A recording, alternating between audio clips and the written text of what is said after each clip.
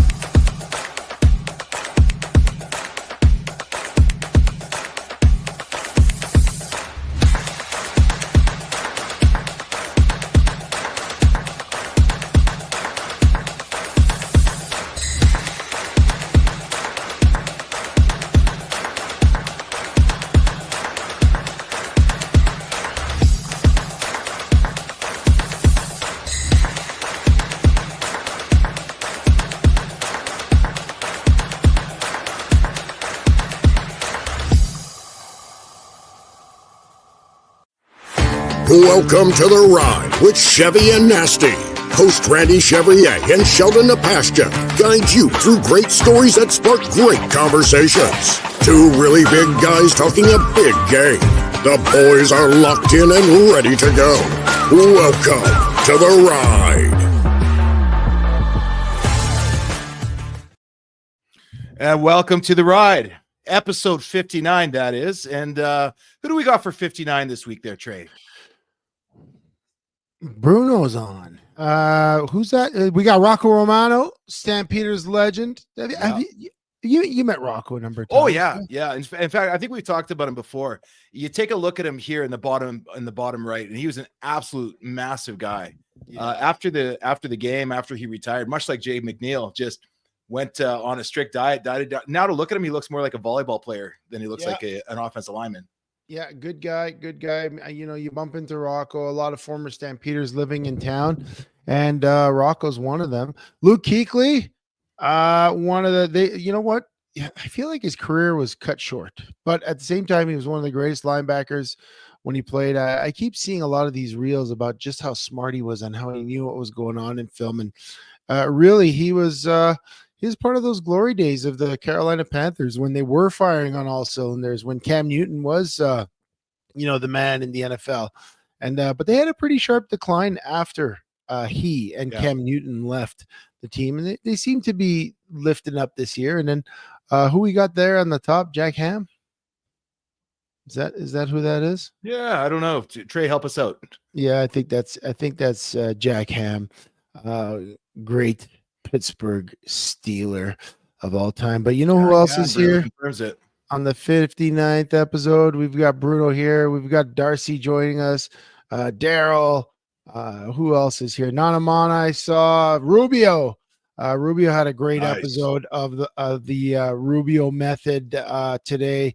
You got to go check out Rubio's podcast. A lot about the return of the Donald in the United States. It's a golden age for the United States. And, what do we have on tap in this golden age of the Chevy and Nasty show? What do we got tonight, Sheldon? What are we talking about? Well, let's take a look here. I know that we're going to kick it off, as always, with a little bit of 300-pound poetry here just in a second. But Mick David absolutely snaps this weekend.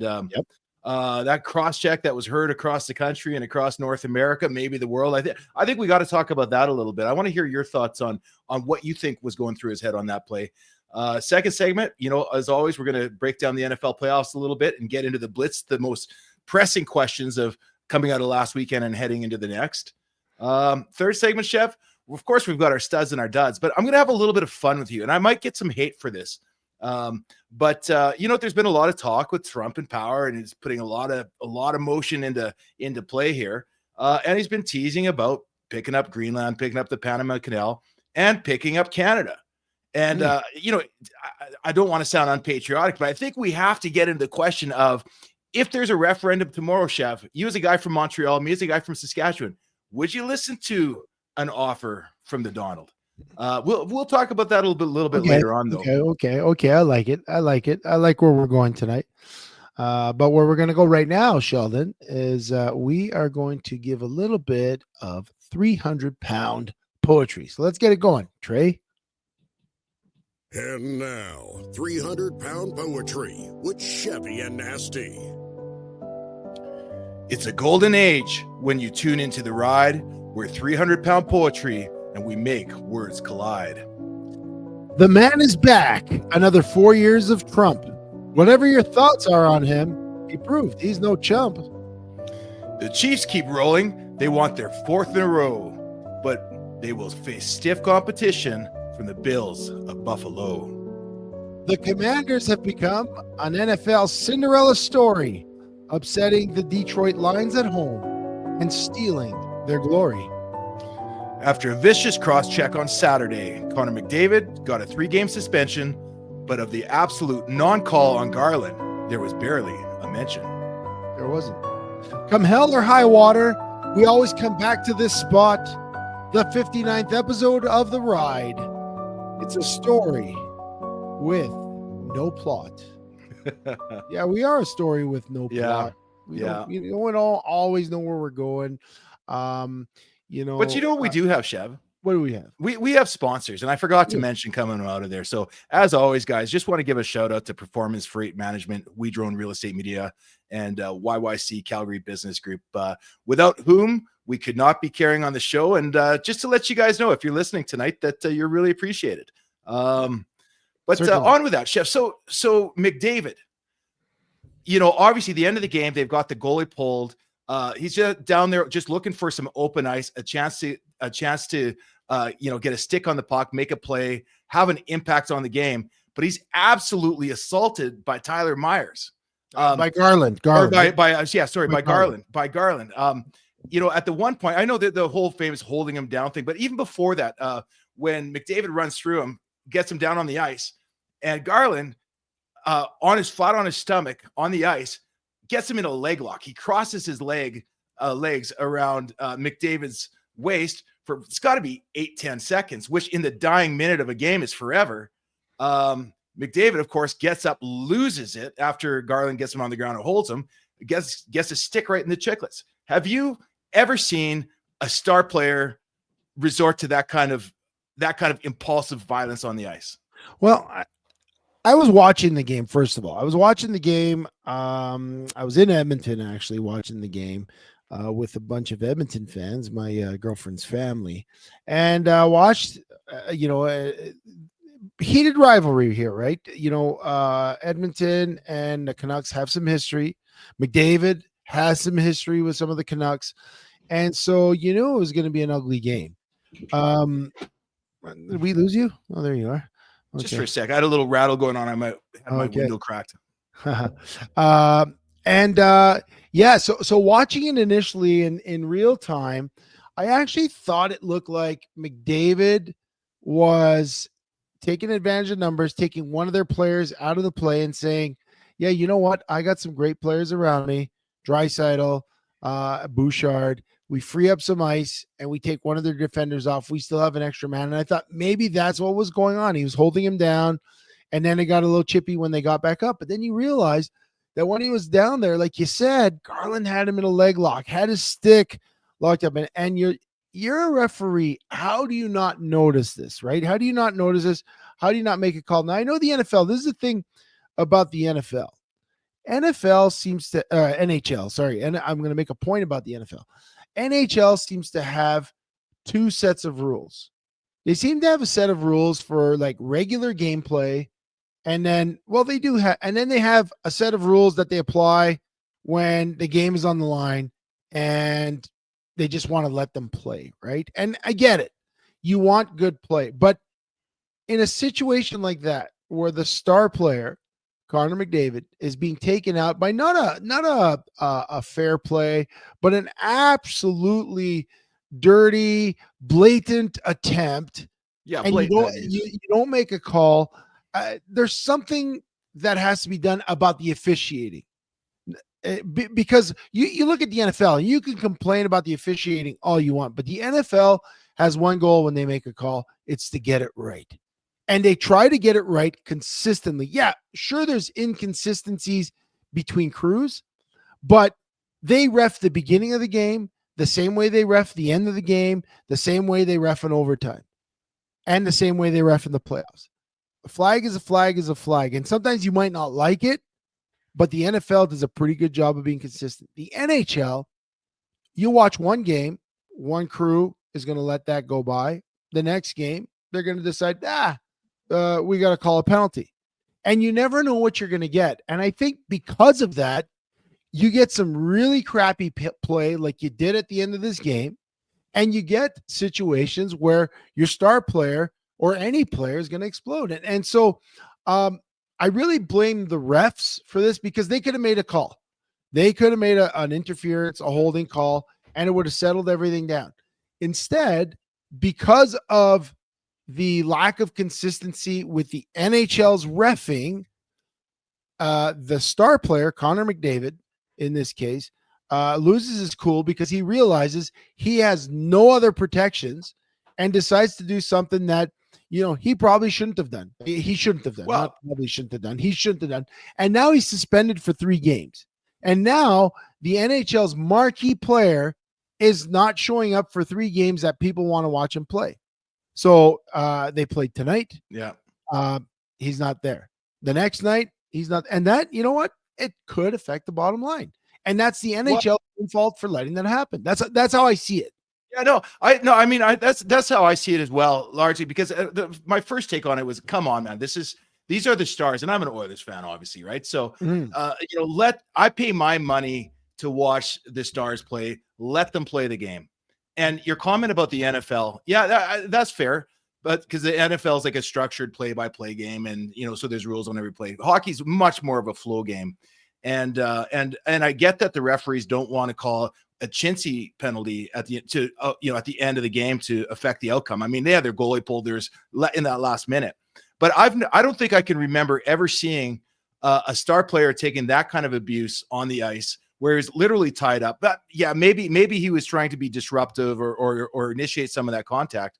To me, it looked like he was just trying to make something happen. And to me, it's almost a mockery that when you see a guy throwing on a leg lock, like that's wrestling. Like that's not hockey. There's nowhere that you're trained or drilled from the time you're a kid to wrap your legs around a player and keep him on the ice. That should be an instant penalty. And in a sportsman, maybe a major, like it's to me, it absolutely wrecked the game and it made a mockery of the game. Now, if I were to take off my Oilers fan hat though, okay, you want to see the star players play, but I get that you also want to see that grit. If that was, name somebody on the Habs that was agitating and taking out McDavid and tying him up and not let him get free. As a fan, if I'm a Canucks fan, I'm loving it. I'm worried that I'm going to get the call. I'm going to get a penalty, but I'm absolutely loving the effort and the grit. And as long as we don't take the penalty, I'm good with it. Right. Yeah. So again, you can look at it from both sides depending on who you're cheering for or who you want, what kind of outcome you want to see. But yeah, that one really bothered me.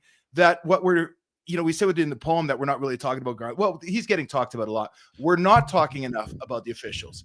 Can there be fines, suspensions, loss of privileges for the officials in this case? Because that was absolutely probably the most blatant foul that I've seen. Basketball gets it right. If you take a blatant foul at the end of the game, the other team's shooting too. This was a blatant foul, and it should never have gotten to this. Yeah, and let me clarify something because I'm reading some of the comments here, and I'm looking at specifically our producer Trey. He's calling us fools. I'm not Trey. I'm not. You can put your comment up. I'm not defending Michael Garland here. I think he's completely in the wrong. But I think he got away with it. Why did he get away with it? How could he have gotten away? Like you said, like a little tripping call or a slight interference. I get like you're not going to call that, but something like what he was doing, that had to be called. I don't care what game it is. I don't care if it's game 1 of the season. I don't care if it's game 40. I don't care if it's game 82. I don't care if it means that a nothing game. You have to call that. That's one of those integrity of the game things. Like it was so blatant, it was so dumb that I was like, what is going on here? How can that be allowed? Like it was going on for, like you said, a good 8 seconds. At least. And so, but again, I understand, but the stick play in the NHL, I don't know if it's gotten worse. I don't know if it's gotten more attention, but I remember when Todd Bertuzzi did that sucker punch. And I remember, I think it was Marty McSorley swung a stick. I believe it was at Donald Brashear's head. And that was a big deal back then. Yeah. Like nobody did stuff like that.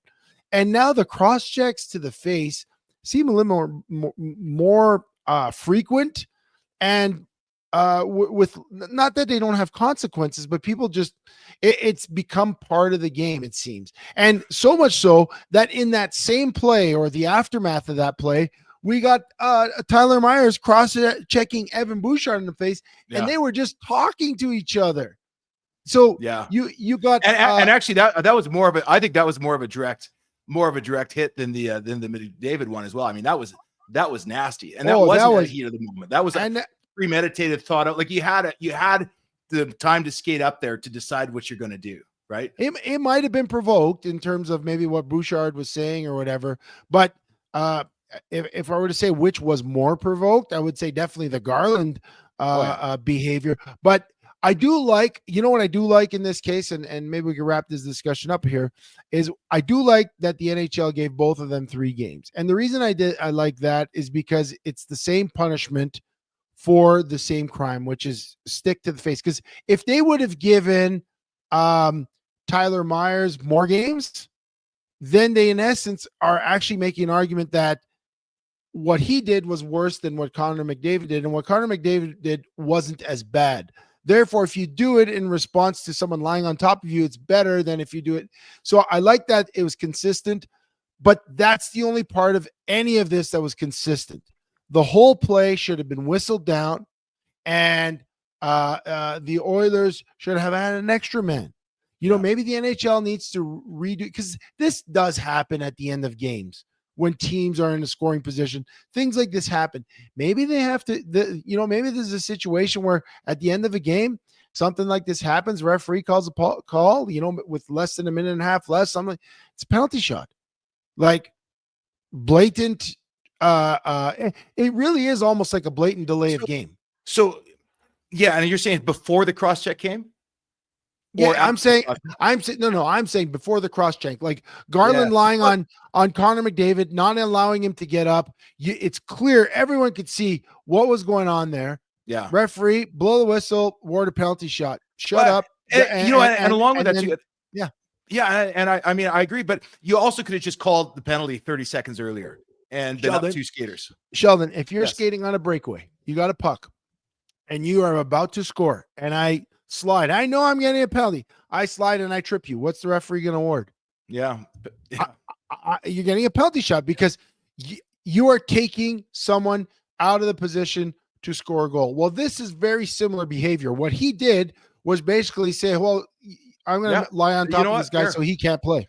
That you're going to get in trouble with that because it's so subjective. If they could get that right, especially if maybe that one goes to a review. Yeah, but I would totally accept that. It's not subjective when it's that blatant. When it's that, I'm not talking about a guy standing in the crease. I'm not talking about a little tripping call in the corner. I'm talking about a guy lying on top of a guy, not allowing him to get up, and the referee doing nothing about it.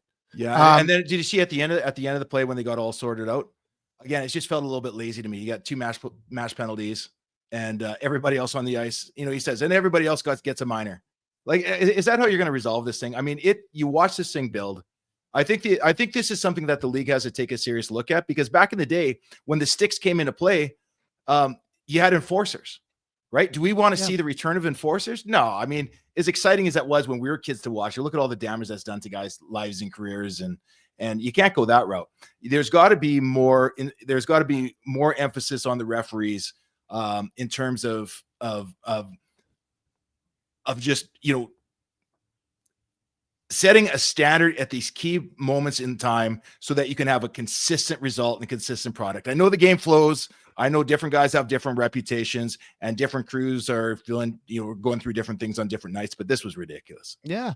And that leads to another discussion we'll have on the flip side of this break, which will kind of flow into our NFL talk, because there's a lot of talk about the protections afforded, or in this case, not afforded to stars, because Connor McDavid's pissed. He said through his there was a quote out there saying through his people, he's no longer going to do NHL press tours. If he can't get referees looking at him. He's not going to do those sorts of things. And this is the complaint that NHL stars have had for years. You talk about Mario Lemieux. You talk about Jaromir Jagr. Some of the greatest players in the world have always had these complaints that teams will put guys on them. It's one thing to check them. It's another thing to goon them and really try and get them out of the game. And sometimes by whatever means necessary. And you and I have both played professional sports. No one will go out to the newspaper and say, yeah, we're trying to take that guy out of the game. But you've always heard a coach say, if you can get him out of the game, that's a win for us. Yeah. And that happens in every sport. So let's take a break here. Guys, thanks for joining us. The comments are awesome. I'm going to look at them during the break. You can find us every week here, Tuesday night, 10:30 p.m. Mountain Standard Time, YouTube, Facebook, Instagram, X, all that stuff. And then tomorrow we're going to be posting this podcast also on Apple Podcasts, Spotify, and Google. Again, we're sponsored by Performance Freight Management, We Drone Real Estate Media, YYC Business. We'll come back and we'll talk about this protection of the superstar, and then take a look at that NFL divisional weekend, right here on the ride. Performance Freight Management is a global logistic freight shipping company that will handle the entire shipping process for any package to any country. Whether it be a simple truck shipment from your office to Toronto or your company importing generators from China, PFM Freight handles it all. We have the expertise and technology to handle any shipping requirements. Skip the guesswork and let us take the shipping pain off your plate.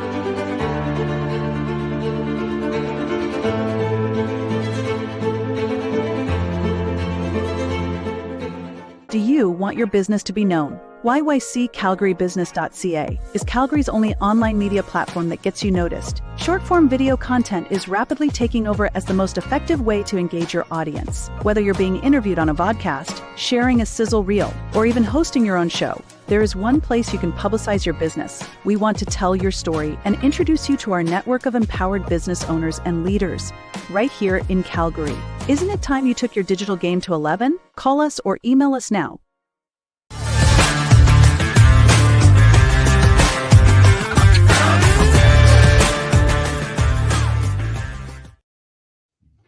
Yeah. Now I'm relaxing into the show. It's windy here in Calgary. I hear things rattling outside. I know why you went to check your window now. I had to close it. Yeah, it was. I don't know if you could hear it on the other side, but I heard it here, so I'm sure you guys heard it. But yeah, it's windy. Twisters coming. Again, thanks guys for joining us. Pretty action-packed Tuesday. Lots going on in the world. You know, we talked a little bit in the poem that it's a golden age, and those are a quote from Donald J. Trump, just inaugurated yesterday. We'll talk a little bit about that in the third segment, but I want to continue talking about, you know, the protections or lack of protections, because here we are,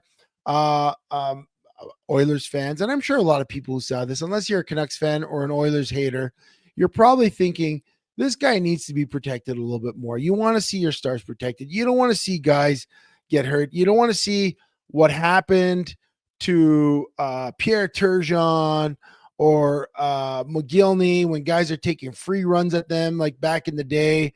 You don't want to see that happen to guys like McDavid, and you don't want to you want to see the best players on the ice. And I think the NHL needs to get it right with how they ref games, and situations. Because this for me is it wasn't necessarily because it was McDavid. It was a combination of they weren't paying attention because of the situation. They're like, well, it's our 6-on-5. So a few seconds left in the game. We're not going to upset the balance.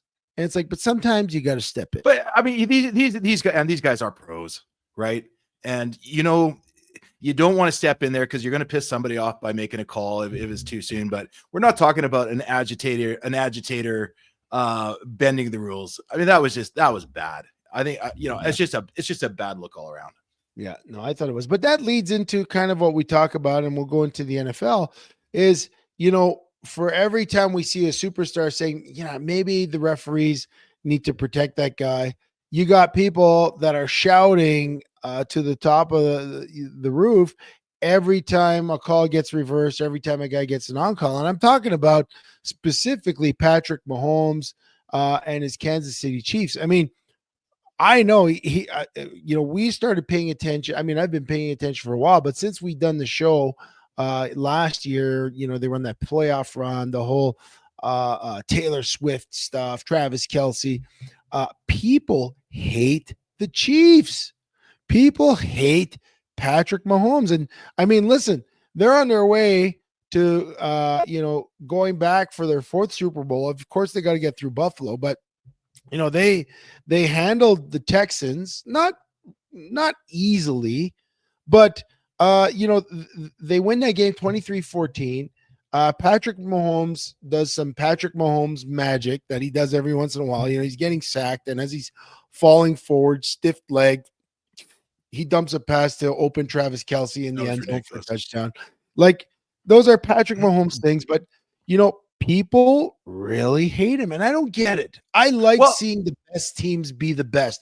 Just like I like seeing Connor McDavid. As much as I'm not a huge Oilers fan, I like seeing if Connor McDavid could have tied that game on Saturday night. I did not like seeing being pinned on the ice, not being able to perform in that moment, because I like moments. I like big moments. I think one of the things with Mahomes and that people just hate, you get tired of seeing the same guy all the time, always being successful, right? That's going to happen, but they might have a case. Like, remember in the first half, he's scrambling around, has to dump the ball off. I think he took a sack on it, but he gets sandwiched by two defensive players, right? And they're up there high because he's standing tall when they collide, and the flag comes out 15 yards for a head hit.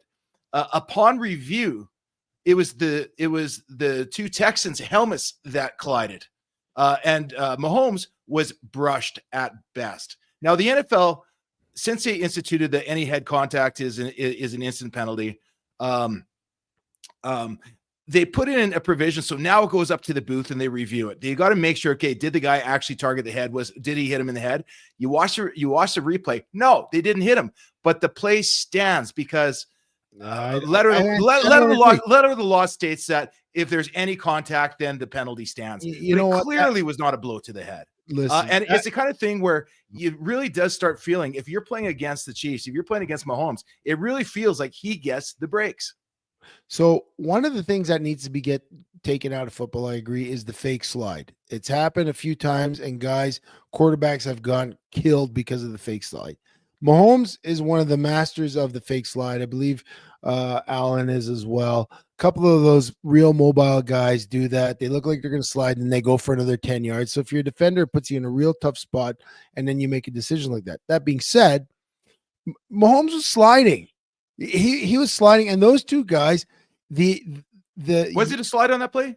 Even on the booth review, yeah, they hit each other, but if he had not slid a little bit lower, he would have got killed. And they did make contact with his head, and although it was a little head and a little bit of contact, a little bit of content, more contact with each other, at least it's consistent. And those guys know that they can't do that. I agree. Next year they need to review.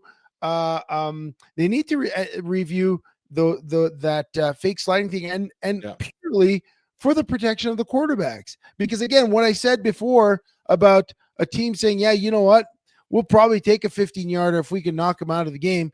That's the perfect situation. Yeah, totally. Honestly, that's how the game was, from the early 2000s and back, right? You hit with the intent to knock the guy out of the game. Yes. So it's better. It's better the way it is now. But I agree with you. The little games these guys play with that fake slide, because that would drive me nuts. If you got me on that, Rubio just writes in, defenders have to go full speed. Yes. You're not playing football if you're not going full speed. Yeah. The other thing that gets me is playing stupid games on the sidelines. If from my standpoint, if an athletic quarterback, receiver, anybody is heading out of bounds, but they're athletic enough that they can still threaten to turn with the field, even if it's a half yard or a yard, The defender cannot stop. They're going to have to figure something out with that as well. It's not as common that guys, play games and get penalties on the sideline. Patrick Mahomes is a guy that does that. Yeah. Josh Allen is a guy that does that. They actually said that Joe Burrow is a guy that gets more stuff overturned and does a lot of that stuff. So they really need to review that aspect of the rules. And then once they review it and assign a value to that quarterback playing games, like you said, whether it's a penalty to him or they blow the whistle right away, it allows everyone to play football better, which means that defenders won't be going for a guy's head every time he attempts a slide because they're not worried about a fake slide. So I think it would help in situations like that. But in this case, the rules being what they are, those guys attempted to hit a quarterback that's sliding and attempted to hit him in the head, and they did hit him. So I got people saying, oh, it's disgusting. Listen, there's one fan base that loves the Chiefs, and there's 31 fan bases that hate them. So it's always going to sound like there's more people that hate the Chiefs. And you know what? Tom Brady got the same treatment. Ben Roethlisberger got the same treatment when he was successful. Any successful franchise, usually their quarterback bears the brunt of that. And Patrick Mahomes, love him or hate him, there's going to be more people that hate him. He's got a big target on his back. He's got a lot of attention on him. He's the heir apparent to Tom Brady. He was when they faced off. They predicted it. People didn't believe it at the time, but now he is in the conversation for the GOAT. And there are some people that don't want to see it. And then there's some people that just don't like success. They don't like that. I'm a guy that loves the underdog.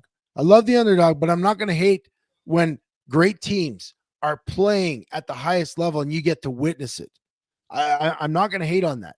So I like watching the Chiefs. I'm not saying I want the Chiefs to win, but I ain't going to bet against them. And let's face it, too. The Chiefs defense came out big against Stroud. I mean, Texans look way better than I thought they're going to look. So it is a complete team. Mahomes is the GOAT. Nobody's done it when this early in his career. Yeah. But on that note, we'll keep it in the NFL. Chev, are you ready for some questions? Trey, cue it up. Time for the Chevy and Nasty Blitz.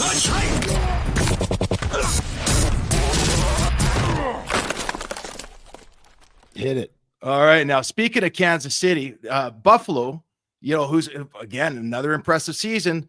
They're advancing, but they've lost 3 straight times to the Chiefs in the playoffs.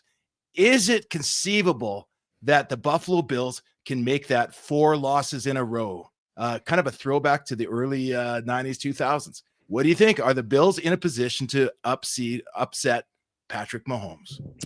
Well, the Bills beat them this year.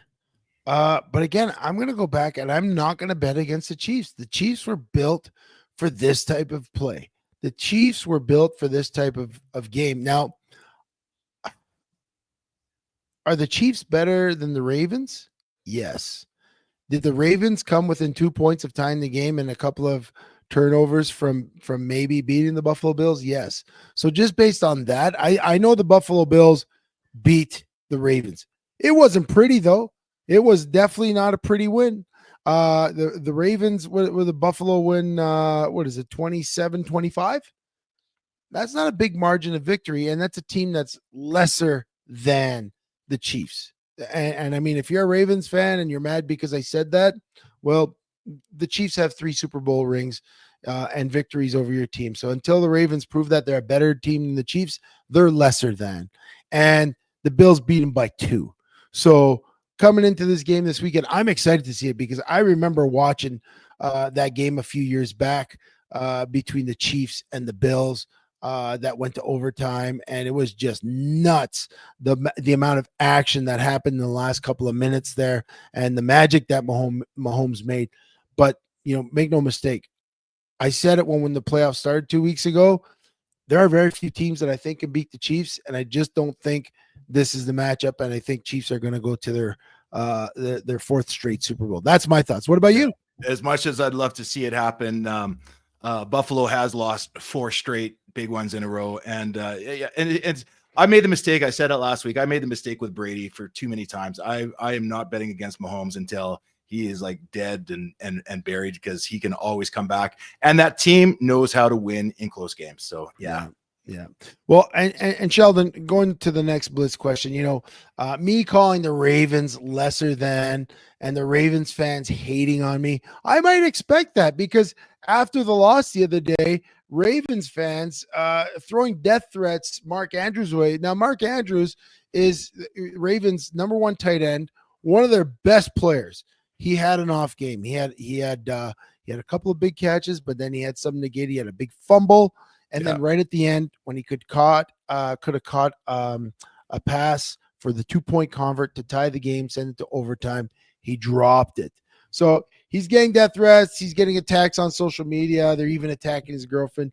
Sheldon, do you think that she should dump his ass, or that for costing their city the game?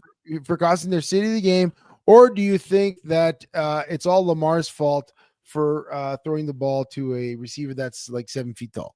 See, I like that, because I honestly do have a bit of a bone to pick. Yeah, they said during the broadcast, he catches it 999 out of 1,000. Well, no, he is not that high completion. Listen, I know a little something about being a receiver and catching footballs in pressure situations. After my career with the Calgary Stampeders, I went on and played in the Alberta Flag Football League. And I was probably one of the biggest receivers out there, 6'5", an easy target to hit. Yet quarterbacks always looked at me and they thought they had to gingerly put it in there. Not throwing shade on Jamin Domler here, but maybe I am a little bit. When I saw that pass, I saw this massive target. I saw Lamar almost squeeze it a little bit, and he handcuffed him. Instead of getting a little higher, and I get that you want him to catch it in the end zone, you want to put it where the defender can't get in the way. I didn't love that throw. And and as much as Andrews should have had the catch, absolutely should have had the catch, I felt like a lot of things went wrong on that play. The ball was in the air a little bit too long, is in a bit of the wrong spot, caught it kind of on the hip. No big guys like having to bend over and reach back, especially in snowy conditions. I would share the blame between the two of them. Two great players. Yeah. But I didn't love the pass. I was watching the game, the highlights, and I was watching the catch, and I was watching Andrews, some of his mistakes. I'll tell you what, my problem with all this, one, I agree. Andrews is going to take the blame for this. He's going to, he's the guy but again, it takes a lot more than just that one play to lose the game. When your quarterback fumbles, but mind you, Andrews fumbled earlier. But you know what I really have an issue with, this false notion that you're tough if you can play football in the snow without sleeves. Now, I get it. You're tough if you can play football in the snow without sleeves. But when you can play in Buffalo or in Canada, you know how many times my championship and your championship earnings potential and victory potential was affected because guys decided that they needed to look tough in the winter and not wear sleeves when they're in a position to catch and handle the ball. Their arms are not warm. Listen, I snap a football in the middle of the winter. I could tell you, if I'm not wearing sleeves and completely warm, my joints freeze to the point where they don't want to bend. Okay. And for all my career in Calgary, our team, listen, I won 2 Grey Cups here. Oh, come on, Chev. You're doing it to me again. We lost a lot more than we won, and we lost all those games in the cold of November. And what was the story when you were with the Stamps? It was fumbles and interceptions, and was guys, thinking they're tough, wearing no sleeves. The ball gets slapped, and because there's literally nothing there, no warmth, the ball just slides out. And that's what happened when Damar Hamlin slapped the ball out of Andrews' hands after a really nice reception and a nice yards after catch. Hamlin comes in. That ball, he barely touched it, and it slid out because Andrews had to be tough and show that he could wear no sleeves. You know what's tough? Putting on sleeves and going out and say, you know what? I want to be warm. That's what's tough. Saying, you know what? My body doesn't create heat, and I'm going to wear clothes. And even though all you guys think I'm not tough, I'm tough because I'm going to hold on to the ball, and I won't drop the ball because my arms are cold. That's tough. Yeah. You know what else? I wonder who the guy was sitting there in the city council meeting when they first started the team, and somebody brought up the point, hey, this is Buffalo. Should we look at a dome, guys? No, we're good. We're fine. Are you sure? Yeah. It'll be fine. Same guy that built the stadium in Saskatchewan. Yeah, probably. Yeah. Yeah. Here we've got another one here for you, Chev. I think. This one. Notre Dame college championship. So I don't know if you followed it. Ohio State had another strong year, but a couple of big losses. They're facing up in the national championship game against Notre Dame, who just went on a tear this year. As it turns out, Ohio State, the better team, walks away with the game. But based off of last year and the last several years, they shouldn't have even been in the playoffs. If I'm a Notre Dame fan, am I feeling ripped off to let a substandard team into the playoffs and get hot at the right time? Or is this a case that they're making the playoffs more competitive? Yeah, you know what? They didn't have a playoff for the longest time, and every year it seemed like contentious, and it went to votes. And I mean, the NCAA is so messed up with everything that's going on with the money and the NIL stuff and players changing teams. Like, it's the wild, wild west. I think this playoff, it's sometimes they're going to get it wrong, but sometimes they're going to get it right. And so I'm okay with it. But it's definitely, you look what Rubio says. Ohio State paid $20 million in NIL.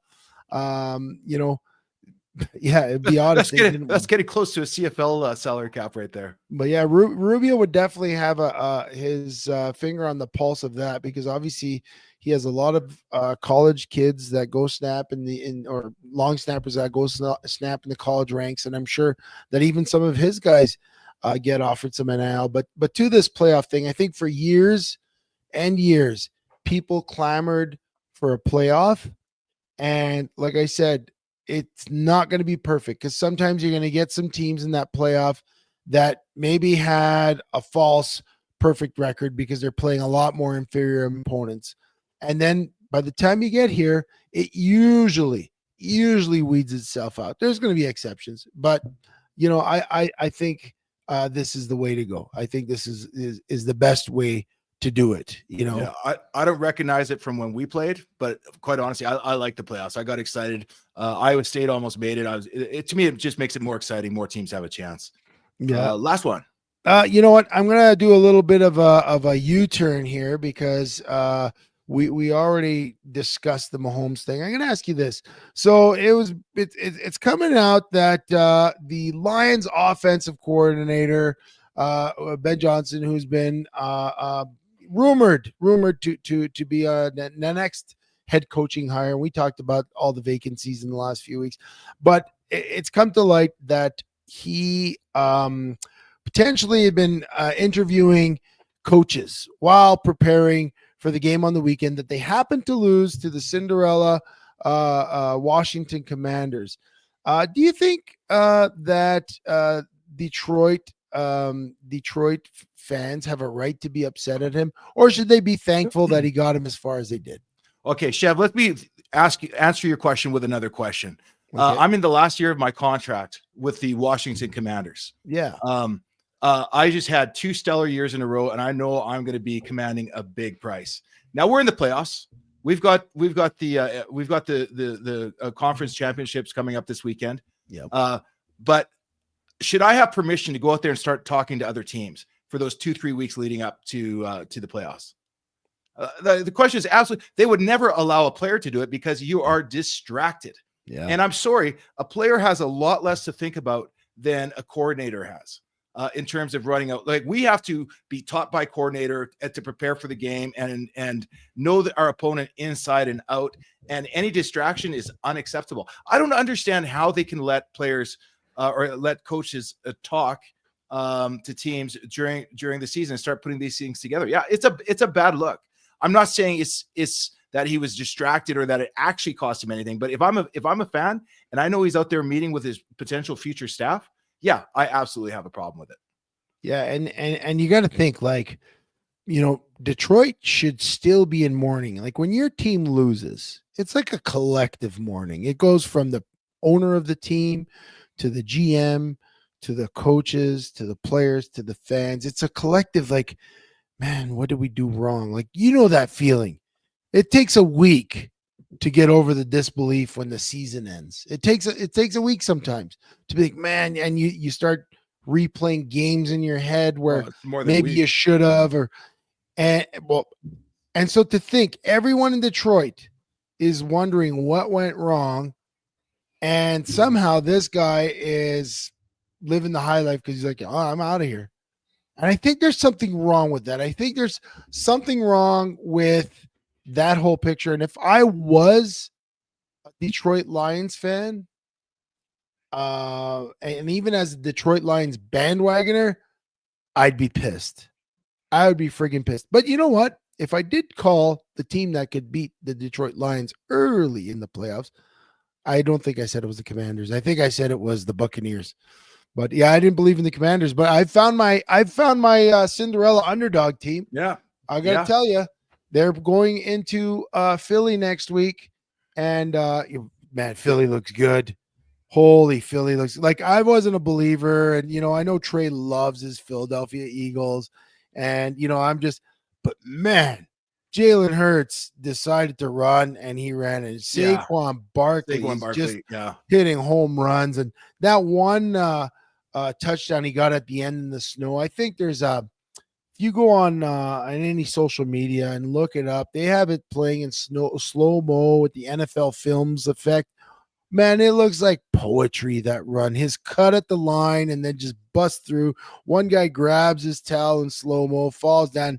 Next thing you know, he's home free in the end zone. What a fantastic talent. What a pickup. It's going to be a good game. Very rare you see a conference final between division rivals. So that could have a whole different type of element to it. So yeah, I'm looking forward. Sheldon, we got to have to take a break. Let's talk about your predictions. We got Washington going to Philadelphia, Buffalo going to Kansas City. Who is going to be meeting at the Super Bowl in a few weeks from now? Well, I think it's probably going to be going with the favorites because as much of a stud as Jaden is at quarterback, Trey gave me the stat earlier today. Rookie quarterbacks are 0-7 in championship games, and I don't think that's going to change. He's still got some things to learn, and the Bills are looking good. And like I said, I'm not betting against the you can't bet against Mahomes, not yet. Yeah, no, I'm with you. So Mahomes for sure, but I'm going to pick the upset. Your call. There you go. I'm going to pick the upset. That's the one I'm rooting for because I need an underdog. I need an underdog to give me some hope. So I'm picking Washington. I'm picking the Chiefs. I'm picking you guys to say thanks to, and we're going to take a quick break. We get back some studs and duds, and then Sheldon's got some questions for us. So take a break. We'll be back. Performance Freight Management is a global logistic freight shipping company that will handle the entire shipping process for any package to any country. Whether it be a simple truck shipment from your office to Toronto or your company importing generators from China, PFM Freight handles it all. We have the expertise and technology to handle any shipping requirements. Skip the guesswork and let us take the shipping pain off your plate.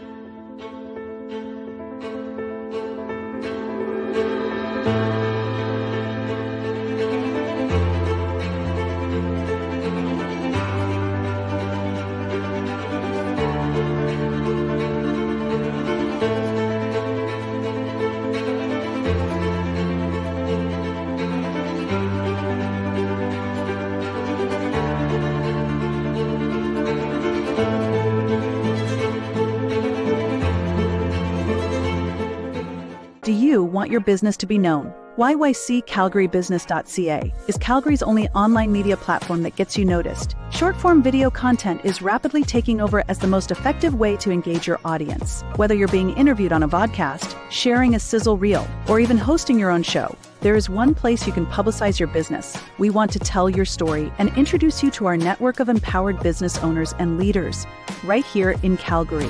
Isn't it time you took your digital game to 11? Call us or email us now.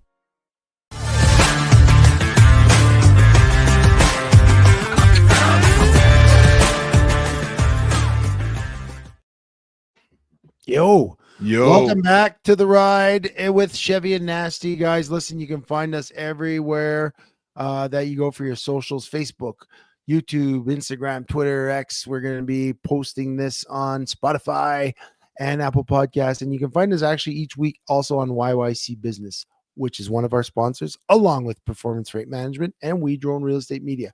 Sheldon, where do you want to go? Well, let's start with our studs and duds. And I got to say this, I'm excited. Ernie Regas in Regina just joined us, and he's going to love our conversation about Donald Trump taking over Canada here in a couple of minutes. But why don't you start with your stud? Start with your stud. You want to start with my stud of the week is got to be Bills Mafia. I mean, after the disastrous Mark Andrews drop in the end zone, whoever's fault that was, it was Mark's. With all the heat he was taking, the Bills fans went out there and actually started a GoFundMe page to raise funds for the Juvenile Diabetes Association that he's a big supporter of and is really involved with. They had a goal of something like $18,000 was what was listed. Last I heard is they're up over $56,000 tonight. So good on the Bills fan, right? Keep it. It's easier to be a good sport when you win, but that's a nice class move in my opinion. They do this a lot. I thought it was really nicely played. That Bills Mafia, they've stepped up a number of times for different situations like this. I think a few years ago when Damar Hamlin got hit and had his incident on the field, I believe I can't remember which player hit him from the Bengals, and he was receiving threats and all this. Bills Mafia stepped up, raised money for him. They seem to be a pretty classy group of fans, but they like to go through tables, and it's a pretty interesting group. Sheldon, my stud, it's a late entry, but it happened tonight. A plate of nachos assisted a Corey Perry goal tonight during the Oilers game. This came in late, so I don't even know if we have the video of this. I think Trey may have the video, but if he doesn't, that's okay. I wasn't supposed to ask him if he had the video. Who remember it as one of his last 9 following along. Strauss on hands on Corey Perry puts Edmonton right back in the game at 3-2. Driving in the stands, it's 3-2. That could be what Logan Thompson was referring to. What looks to be a whole plate of nachos on the ice. I don't know what to say about that, but I had a line. I didn't want to use it.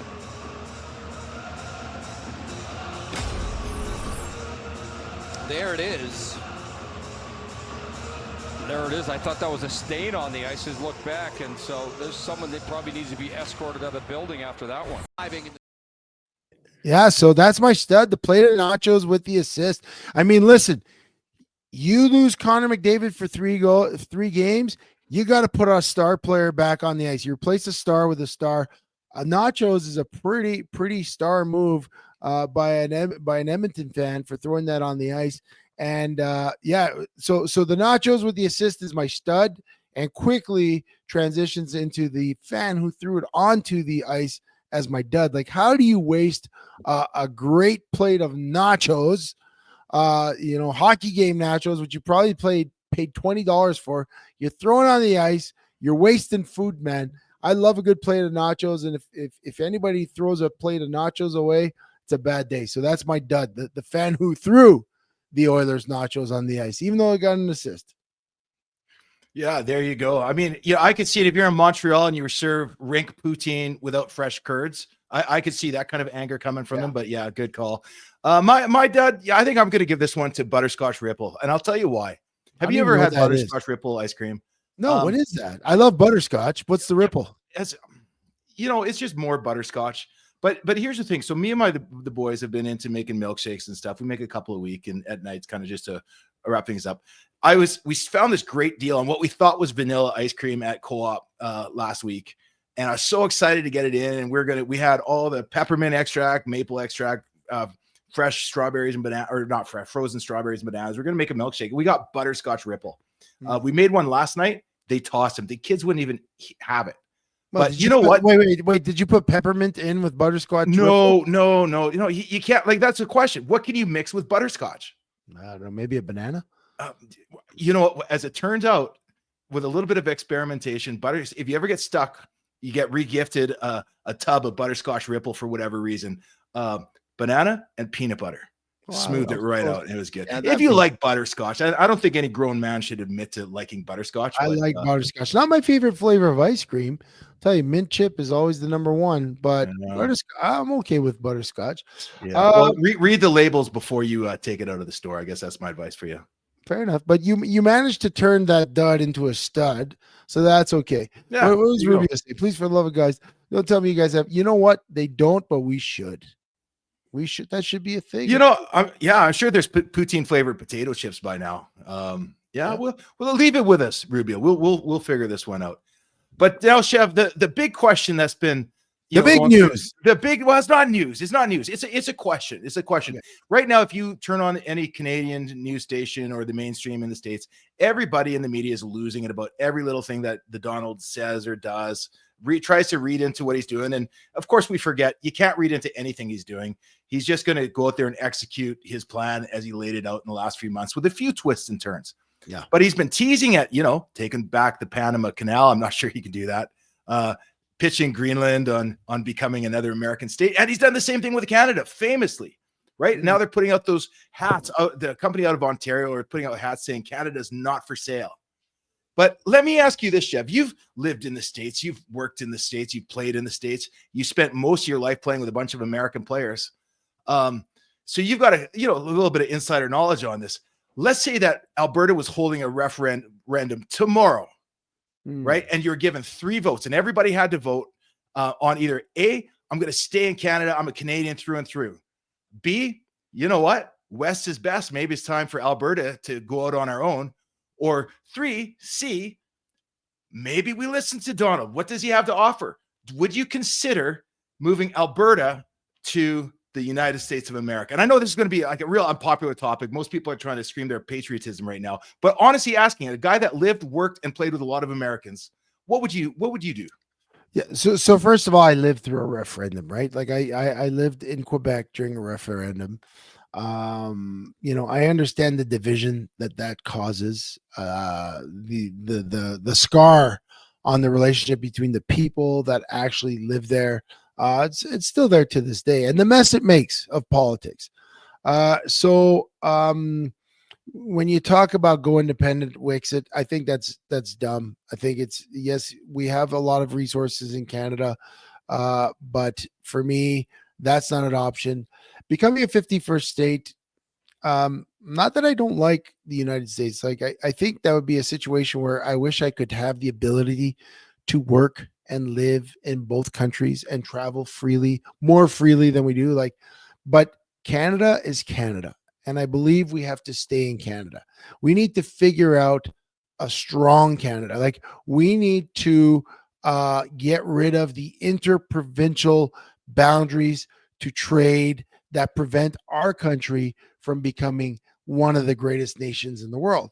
It's our own rules and our own provincial idiosyncrasies and ideologies and egos that are preventing us from being even greater, and from what I think be even greater than the United States. So I hear what you're saying, and this is a totally unpopular take. And by my answer, you can tell where we're from. Canada's a great country with only problem some interprovincial stuff. Dude, we were formed on a compromise between Ottawa and Quebec back in the day, a compromise. And then when they were sitting there trying to do their circle jerk and figure things out amongst themselves, they realized that the Americans were gaining traction in the West. And they made this big push to put a railroad out to BC. And then we're just going to take all these territories and we're just going to claim them as Canada. So I am a proud Canadian. I've had family that have fought in all major wars. I consider myself a patriot from the time I was a kid. I always dreamt of being in the armed forces. Football took me a different direction. Now as a 50-year-old grumpy guy, all I see when I turn on the TV is I see politicians and talking heads out of Ontario and Quebec talking about how great everything is in Canada, how the West should be more appreciative, and should be appreciative of what we've got under Canada. Now, being 50 years old, the reason I bring that up, I should be more appreciative of what I'm getting. Chev, you played football. In football, you have a 3-year or a 5-year contract, 2-year contract, 1 year, whatever, right? You have a contract. and you play out your contract to the best of your abilities. But at the end of that contract, you can sometimes you're in a situation where I absolutely love the place where I'm in and I want to continue here. There's other times you're like, this is an absolute shit show, just a gong show. This is not working for me. And then I hear my GM or my coach getting interviewed about what they thought the problem was, and I completely disagree with them. In fact, I think they're so crazy and out to lunch. My biggest problem with Canada at this moment, Chev, is I don't even recognize what it is right now from what I thought it was when I was a younger man. And so for me, I'm not the kind of guy that I'm going to push people to say, oh, hey, everybody, let's take our land and move down to the States. But I tell you what, I would love, and I know you've been through it, right, with Montreal or with Quebec. I would love to take a look at what, like Jamin just put it up on the screen about Buffalo, a Western Canadian, an independent Western Canada, where we don't have to have people 3,000 kilometers away trying to tell us what our policy should be on energy, on resources, on manufacturing, on trade. I feel like Western Canada, because we were smaller, lower population, we had to fight to compete, and we had to just deal with the facts of what we're given in order to survive and to cultivate the land and build the society in Western Canada that it is. Now, when I look at places like Ottawa, I really get offended hearing the ideas coming out of people like Trudeau and Carney and Chrystia Freeland, because I just don't think they honestly have the best interests of the people in their mind. So first off, you know what?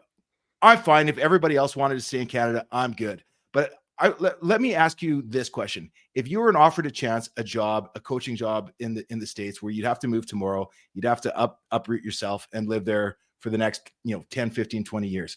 Do you have any problem with going to the States? I'd be excited about it. I love the States. I've spent time there. I've worked there. I went to school there. I love the States. I think it's worth at least hearing what they have to offer. I've loved it when I've lived there. It's exciting at first, but to spend my life, I'm not that guy that's like, I dream of American citizenship. There's no slight against my friends Rubio and my other friends. It's not like, oh, I hate America. I'm not, I know a lot of Canadians that their goal, and I have friends that their goal when they graduated university was, I want to get to the States. I want to be American. Everything's better in America. We love it. And they do. They're Canadians that love the States better than Canada. Canada is a place where their family is, but it's not a place where they hold as their home, where they love to be. And that's fine. But what you're grumpy about right now is 9 years of the same crap going downhill. And I get it. Every politician you mentioned was not a conservative politician. It was a liberal politician, and they're in power. So right now you're on a team with a crappy coach, a crappy GM, and crappy assistant managers. The good news is next season, which is right around the corner, you're going to get a new coach, new general managers, and a new direction. And it could be exciting.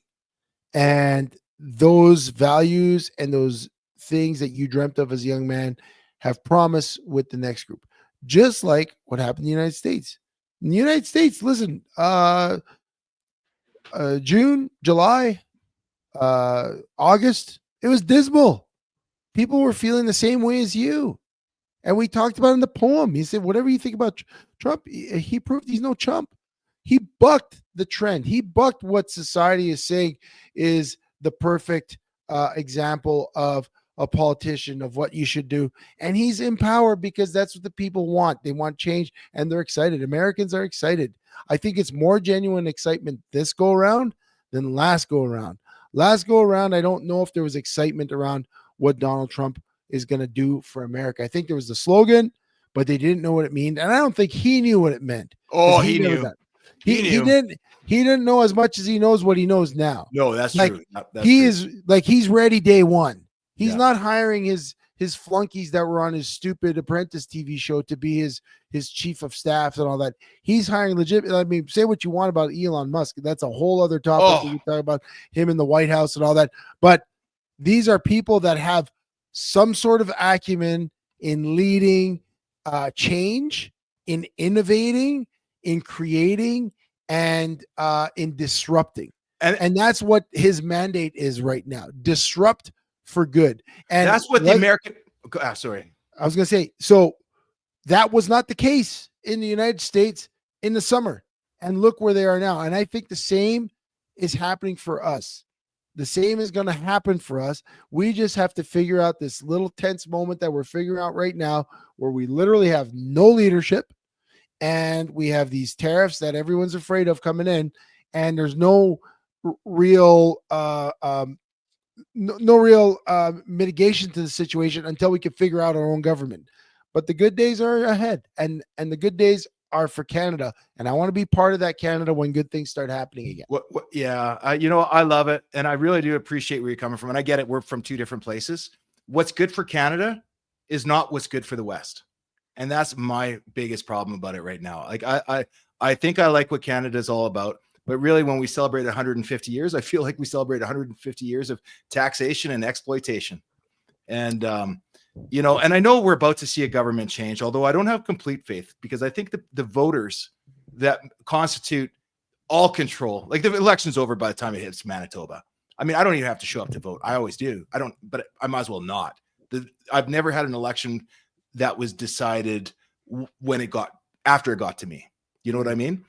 And so, that's my thing. I still have the dream of what I think Canada should be. I just think Canada's changed. And, maybe it's a little bit of take my ball and go home if I don't have a Western friendly prime minister. That sucks. I'm out of here. I know that's what it sounds like, right? I do get it. My only question to you would be, though, if we did separate, you got the Calgary Stampeders. Would they let us into the NFL? Like, would Calgary have an NFL team first in Canada if we did join the States? And wouldn't that be cool? Like, next week we're playing the Denver Broncos. We both got like the horse emblems, and they might let us into the USFL. I don't think they're letting us into the NFL. I know that maybe we're hanging out with The Rock. Listen, guys, that's about all the time we got for today. Sheldon, that was a fun show. Thanks for bringing it, because I had a pretty hectic weekend, and this is probably the least I've felt ready to hit the air. But I really enjoyed the different topics. Connor McDavid is going to do Connor McDavid things. Pat Mahomes is going to do Pat Mahomes things. Trump's going to do Trump things. And Chevy and Nasty are going to do Chevy and Nasty things. Guys, thanks for joining us. Love seeing you all there. Love reading all the comments. Again, you can follow us at Chevy and Nasty, Facebook, Twitter, Instagram, X. Tomorrow we're going to be The pod's going to be on Spotify and Apple Podcasts. And thank you to Performance Freight Management, We Drone Real Estate Media, and YYC Business. And a big thank you to our sick producer. Showed up today, hit a home run. Thanks, Trey. We're out. We'll see you guys again next week.